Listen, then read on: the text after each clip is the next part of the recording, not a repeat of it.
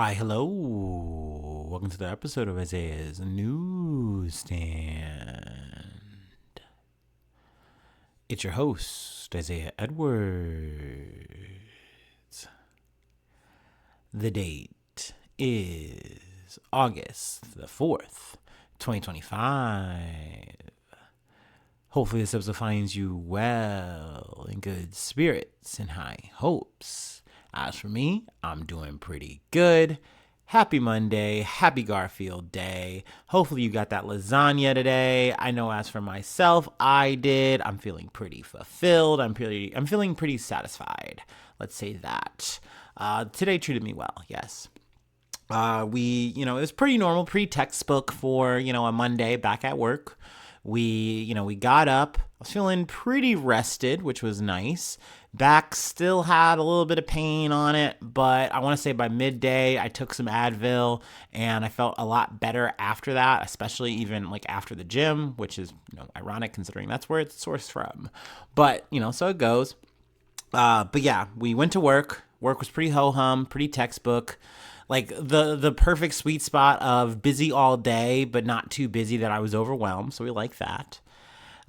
Post the job, we went to the gym, and like I was saying, gym went well. Definitely busy. I was initially not able to get on all the equipment I wanted, and technically I didn't get on all the equipment I wanted. I missed a couple of machines that I like to kind of like smooth out my weight training with, but that's okay. I made up for it on the free weights for the most part, I feel. So, and I missed like the leg press, which is fine. You know what I mean? I was able to get on the hack squats. So, it was all good. It was fine. Close enough, I say. But yeah, overall, it's been a good day. Nice, normal, steady pace throughout, so we'll take it. And very minimum pain. I think that was the biggest thing that, really put a smile on my face is the fact that my back is just okay. Once again, considering where we were at Friday, I was so scared that, a day like today was just going to be miserable. So clap it up for that. Yay. Let's see. There's really nothing else to report on the personal news. So let's go ahead and do our startup and let's get into some news, the real happenings across the world.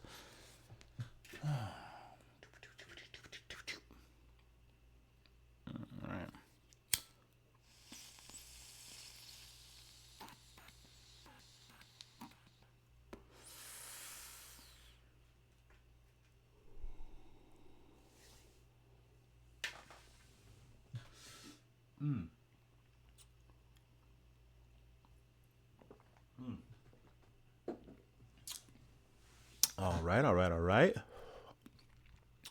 First story comes from Yahoo News. Texas Democrats defy Governor Abbott's redistricting ultimatum and threats of arrest to block consideration of new congressional maps. Oof. Texas Democrats who fled the state in order to block new congressional maps favored by Republicans successfully prevented a legislative session to consider those maps that have been scheduled for Monday from going forward. Due to their absence, the Texas House of Representatives did not have enough members present to establish the necessary quorum to open the proceedings. Texas Governor Greg Abbott had threatened to try to kick dozens of Democrats out of the legislature if they were not present for the session. When they did not show up, Republicans in the chamber voted to issue civil warrants for their arrest, though the warrants reportedly apply only within state lines. It's imperative that they be swiftly arrested, punished, and face full force of the law.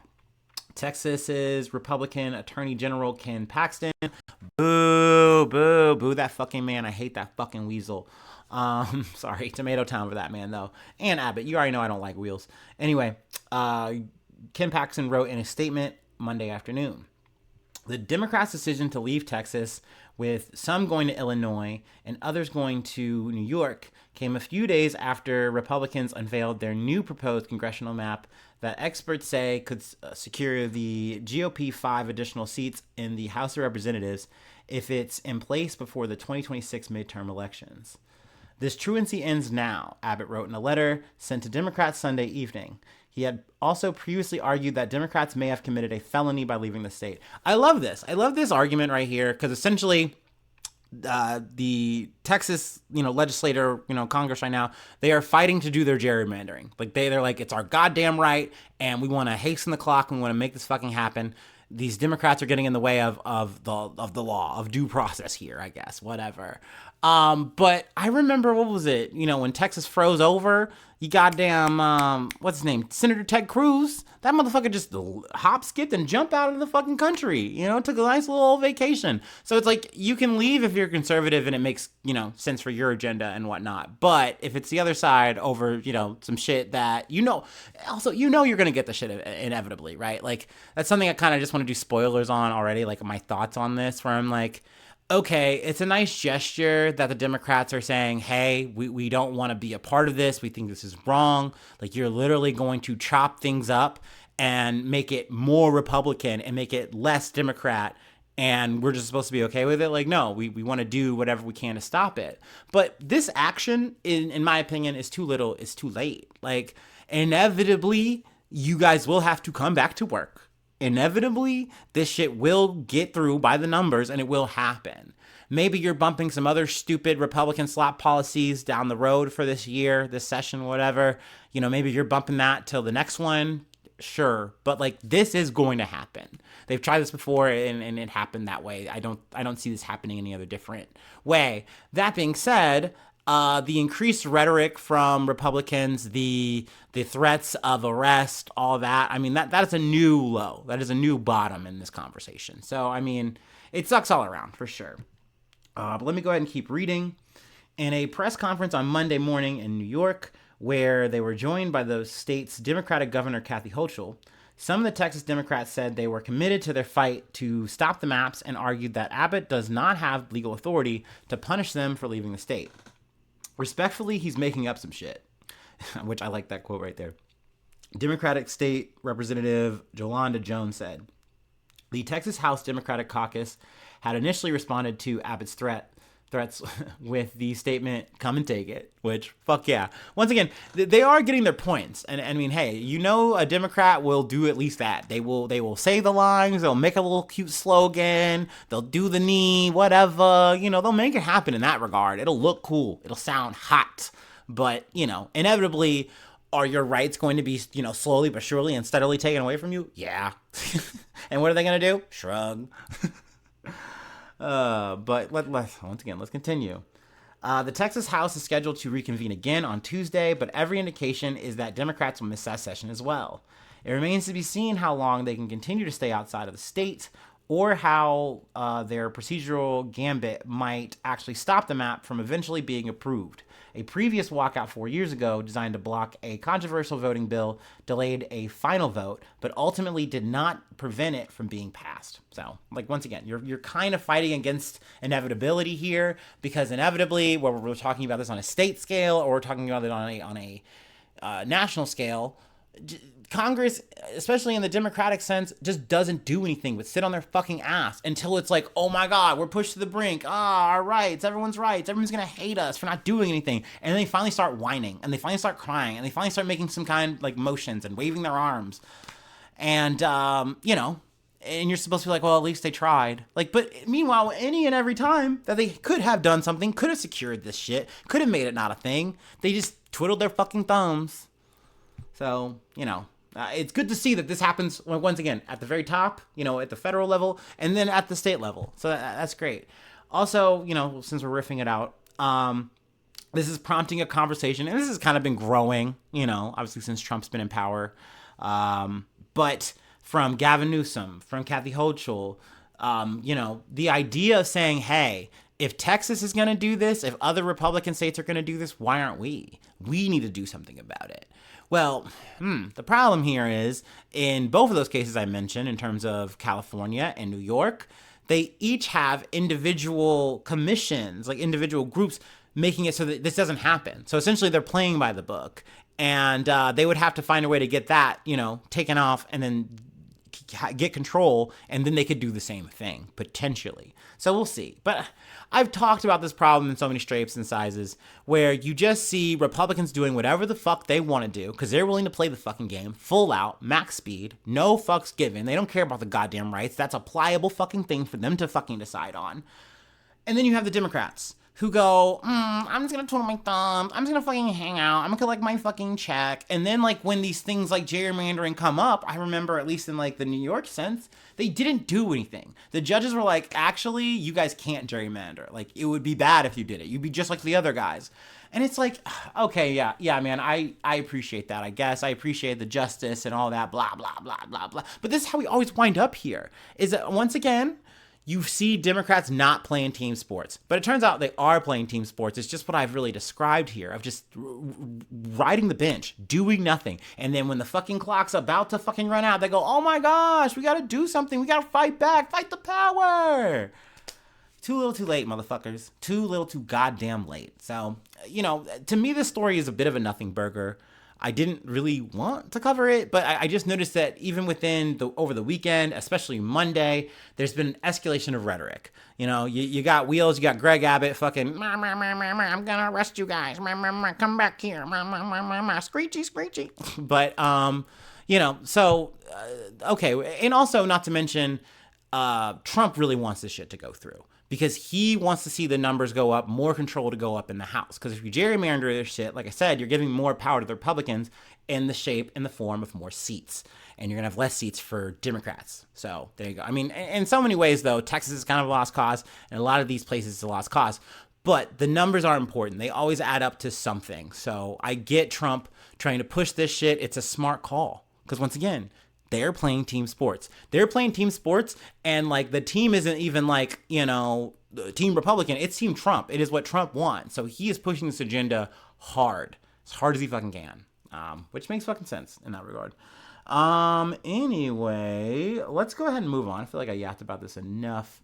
Also, I'm not covering this as of yet, but they are pushing I think a grand jury probe or some shit to, like, put Obama on trial. So that's fun. I'll definitely keep y'all posted on that. That to me hasn't fully materialized yet. I know they're not bluffing about it, but essentially it's over Russiagate, and they're saying that was on the Obama administration, and there needs to be a reckoning about it. I'm like, oh my, here we go. This might be like the Hillary Clinton shit, but, like, we actually get a trial maybe. That will be very interesting. Also, Jack Smith, Special Prosecutor Jack Smith, during the Biden administration, tried to prosecute Trump.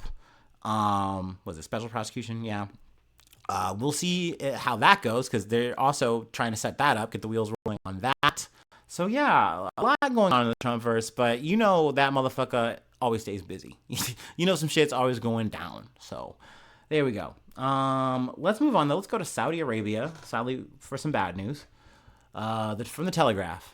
Saudi Arabia executes 8 people in one day. Saudi Arabia has executed 8 people in a single day amid a surge in the use of the death penalty for drug-related convictions. 4 Somalis and 3 Ethiopians were executed on Saturday in the southern region of Najran for smuggling hashish into the kingdom, the Saudi press said. 1 Saudi man was executed for the murder of his mother. Since the beginning of 2025, Saudi Arabia has executed 230 people, according to an AFP tally of official reports. Most of those executions, 154 people, were on drug-related charges. The pace of execution puts the kingdom on track to surpass last year's record of 338 instances of capital punishment. So, I mean, this is their war on drugs. They're taking it all the way up. Obviously, to me, this is very upsetting. Naturally, though, who is anyone, from the Western society where you have a death penalty potentially? I know in America, obviously, we do. Like, who am I to judge, right, at the end of the day? But obviously, I just find the death penalty as not a good thing. And seeing it implemented in any kind of way, at any kind of frequency, to me is generally upsetting. You know, I think when you're talking about like, oh, this cruelest, most barbaric murder or slew of murders and blah, blah, blah, blah, like you can get the rationale that gets people to get there to have that moral cue to be like, yeah, eye for an eye. But like generally, I just don't feel like that is a good thing. I don't think it's an effective thing. So saying as like, this is just going to be our policy for stamping out drugs, hash, like that's obviously wild to me. So it's very sad. It's very upsetting to see. So yeah, figured I would just yap about that a little bit. But yeah, let's move on though. We have another big story that I wanted to cover from the Associated Press. Brazil's Supreme Court orders the house arrest of former President Bolsonaro, a Trump ally. Now I'm pretty sure I touched on this when we talked about the 50% tariff hike that Brazil is facing. We've talked a lot of tariffs, but essentially China kind of has like a soft, trade war going on. You could say that it's more or less been settled, at least for now. It's on ice in terms of like, I think 35%. But obviously that could fluctuate on any given day. But with Brazil, Trump definitely made the shit personal. It was like either he was lobbied to or you did just feel the way about it, where he was just like, oh, you guys are trying to prosecute my bro, Bolsonaro, the Trump of the tropics. I'm taking that personally. And if you guys don't stop it, I'm going to have this tariff be up here and it's going to stay up here, which is crazy. It's unreasonable. And it only hurts your country and their country. Like, it's like you're choking them and yourself by doing this. But like, okay, to save a fucking bum, a fucking loser, who then actually did try to throw a coup, which we've talked about on here. And essentially you're saying, oh man, you guys are like fucking with my man over freedom of expression, freedom of speech. Bro, the freedom of speech was to have fucking Silva killed, like Luis da Silva killed, the current president. What are we fucking talking about? Like, no, this trial should be happening. If anything, it's good that they have this shit on pace. If anything, it's good that the Supreme Court was like, yeah, put this motherfucker on house arrest. We are not playing. I applaud them for that. I think that's fucking great. But anyway, I'm already riffing and we haven't even said the first sentence. I'm sorry. Brazil's Supreme Court on Monday ordered the house arrest for former President Jair Bolsonaro on trial for allegedly masterminding a coup plot to remain in office despite his defeat in the 2020 election. A case that has gripped the South American country as it faces a trade war with the Trump administration. Justice Alexander de Moraes, we've talked about him before. I believe he had a bit of a row with Elon Musk. They had their own fucking thing going on there. Who oversees the case against Bolsonaro before the top court, said in his decision that the 70-year-old former president had violated precautionary measures imposed on him by posting content on the social media channels of his 3 lawmaker sons. The trial of the far-right leader is receiving renewed attention after U.S. President Donald Trump directly tied a 50% tariff on imported Brazilian goods to his allies' judicial situation. Trump has called the proceedings a witch hunt, triggering nationalist reactions from leaders of all branches of power in Brazil, including President Luiz Inácio Lula da Silva. Let's see here. Like I said, since I've already pretty much riffed the story to my liking, I'm trying to see if there's anything else I really wanted to pull. It was January 8th. I knew it wasn't January 6th, and I just think about my January 6th situation as an American, when I saw Americans try to go full Assassin's Creed on the Capitol. That was so fun. But yes, we did cover the January 6th, or the January 8th, 2023 situation, the storming, destruction of government buildings in Brasilia. Gonna do Brazil. Sorry. But yeah, I mean, Bolsonaro is trying to say that he's being persecuted, he's being attacked. This is so unfair. It's so not fair. It's like, bro, go to jail. Stay in jail. That's what I fucking want. So, I mean, we'll see.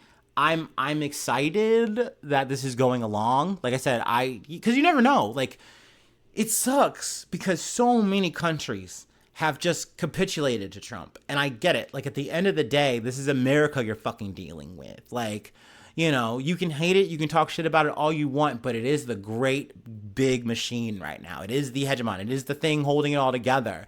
And, when they make a move on you, what will you do? You can try to fight it, but you're going to fucking lose at the end of the day in a lot of ways, especially when we're talking dollar for fucking dollar. You can get into a trade war with Trump. You can get into any kind of fucking, political kind of row with him. But inevitably, if you don't capitulate soon, you're only going to take on more damage and frustration. And then that doubles back on you in your own country, because then people are like, oh my god, there's so much unrest, we need to fucking just get along and get on with this, and then you wind up losing sway, losing ground in your own country. It's a very complicated dance that I get that so many allies and adversaries are playing right now with America.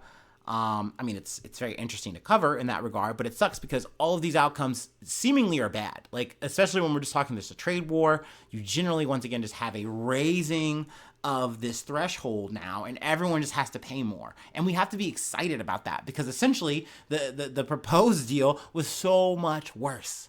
So you have to admire Brazil for being like, fuck you, this guy deserves to go to jail. We're gonna fucking see to it that at least he gets his goddamn day in court. It doesn't matter what you fucking say. It doesn't matter what the fuck you do. But that could change, and I could understand that, as fucked up and frustrating as that is or might be.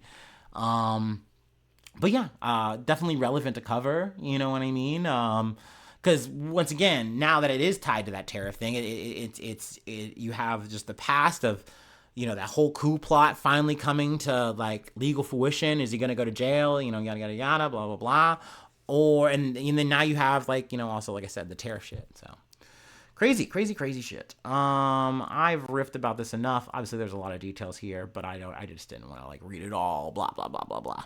So yeah, let's move on though to our next story from ABC News. 2 killed, 6 hurt in mass shooting at apparent after party in Los Angeles. 2 people were killed and 6 others were injured in a mass shooting at an apparent after party in downtown Los Angeles. Around 11 p.m. Sunday, officers saw someone run into a location that appeared to be a party with about 50 to 60 people in attendance. Los Angeles Police Department commanding officer Leticia Ruiz said, one person was arrested for possession of a firearm, and officers locked down the scene, cleared it, and left for another call. Then, around 1 a.m., police received a radio call of shots fired, and officers responded to the location again and found several people struck by gunfire. The 8 gunshot victims were all adults. Police said one of the injured was listed in critical condition. Hopefully we get more details on the shooting.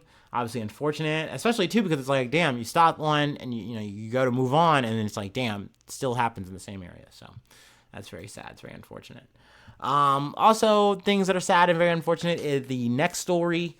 I don't even have a pun for this one. This one was a bummer, And once I explain it, once I'm sure I even read the title, you'll probably get why.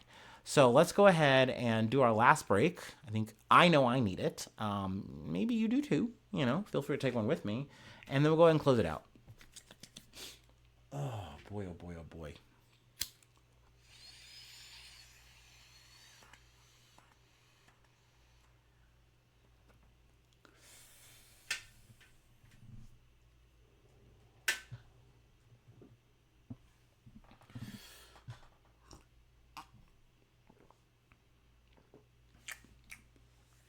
I'll have another sip. Okay. Oh yeah, also the new King of the Hill dropped. I haven't watched it. This isn't a review, but it's an announcement. Let you know if you didn't know, King of the Hill is out. Not sponsored. Hashtag not sponsored. Felt like mentioning that. Anyway, from NBC News, almost 200,000 play kitchens recalled after death of toddler who was strangled on a hook. So, here we go. A recall of around 192,000 play kitchens has been issued after a toddler died of strangulation in Oregon while playing with one. Backyard Kids LLC of Plano, Texas, announced the recall of Kidkraft farm-to-table model play kitchens on Thursday. The company is offering to replace the hooks of all units, which are used to hold toy kitchen accessories like pots, according to the U.S. Consumer Product Safety Commission. The kitchens are originally manufactured by Kidkraft Incorporated, and only about 400 of them were sold by Backyard Kids LLC to consumers, including 12 sold in Canada. They go for $120 to $270. They were on Amazon.com, Kidkraft.com, and Walmart.com. Let's see. And this is the sentence that made me like pause. Like I was like reading and I was like, I gotta take a second. God damn, this sucks. The recall comes after a hook caught on to the shirt of a 23-month-old in Oregon who was crawling through an opening in the back of the play kitchen in 2023. The child was unable to rescue himself and died of strangulation and asphyxia, the Safety Commission said in a news release. So, yeah. So when I heard that, I'm like, what do you mean you're going to give them play safe hooks or whatever? You're going to give them new hooks that are safer. How do you square that issue? I think you just don't do that. I think you throw the whole fucking goddamn thing out and you give me my money back. Like, if I hear that story one time, I would we take this shit out. Like, this is crazy. I would literally rather have my kid play on a fucking stovetop when I watch or something than that. Like, I mean, and I'm just trying to find just some answers or some levity in this fucking shitty ass fucking story here. It's just really fucked up, man. Like, but at the same time, I'm also like, you look at this thing and it seems so innocent. Like, okay, yeah, like it's just a little PlayStation, area thing. Like, this seems run in the mill. You've seen it in so many ways, so many shapes and forms, like an Easy Bake or something. It's just, it's a little different, new, a little 2025-ish, or at least 2023-ish, whatever. God damn, it just, like, this one sucked. I'm a person, I don't have kids, I'm a single man, but like, it just hit me in the stomach. I was like, ooh, that sucks. This is so sad, because, anyway. But yeah, people who have the toy kitchens are advised to stop using them, remove the original hooks, and contact Backyard Kids LLC for replacement hooks, the Safety Commission said. So I don't know what these replacement hooks are gonna do. Like how do you prevent that from catching onto a kid's shirt? I just don't know, or any potential piece of clothing, because now I'm starting to go down the spiral of like, well, how many ways could you get really hurt or worse? Like, what if there's some attachment to your clothing, your kid's clothing or something, and they get caught on that, and then fall. It's just terrible. I don't want to like fucking disaster craft this.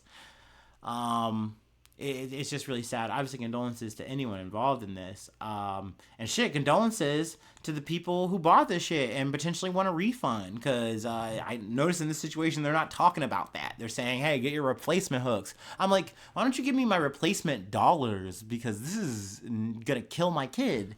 This is farmed to death. Like, what? No, please. No, thank you. I feel like this is I would not be fucking with Backyard Kids or Kidkraft after that. I'm just saying, that's a me thing. Guy, no kids. I wasn't fucking with them anyway. But, yikes. Yeah. Sad note to close the episode on, but I mean, that's not the last time. That's not the first time. So we got to do that. That's how it goes. Whew. Anyway, if you'd like to help out, support the effort, I do have a Patreon. Patreon.com/IsaiahNews. Become a newsie today. Free ways to hit me up, IsaiahNews1@gmail.com. Feel free to follow me or the podcast on any other socials. Subscribe to the YouTube. That's a free way to help out. Follow on TikTok. Follow on Spotify. Follow on Apple Podcast. Leave a like. Look, I appreciate anyone who leaves a like. And honestly, sometimes your like will offset other people's dislikes. So, and honestly, I can't even front. I can't even be mad at you. I know what I make.